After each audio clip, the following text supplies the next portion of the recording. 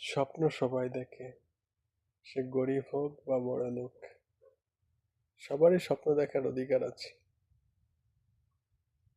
কোনো একটা সময় বয়সকালে মনে হয় যে আমি এটা করে ফেলবো, ওটা করে ফেলবো, ওইখানে যাইবো, এই চাকরি করব, বা আমি একটা ব্যবসা করব।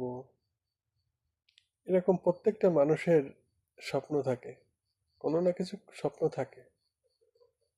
আর শুধু স্বপ্ন দেখেই অনেকজন শুধু স্বপ্ন পর্যন্তই থাকে, কিন্তু তার পেছনে যে পরিশ্রম বা চেষ্টাটা দরকার সেটা করে না।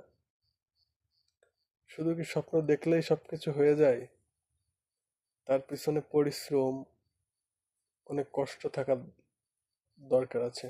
এখন আপনি বলবেন যে শুধু চেষ্টা করে আমি কি সফল হতে পারবো যদি পিছনে ব্যাকআপ না থাকে?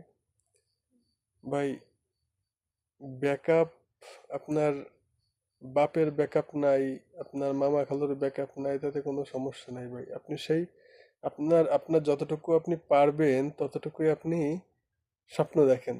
আপনি যদি এখন স্বপ্ন দেখেন যে আমি চাঁদে যাব, এটা কি কখনো সম্ভব?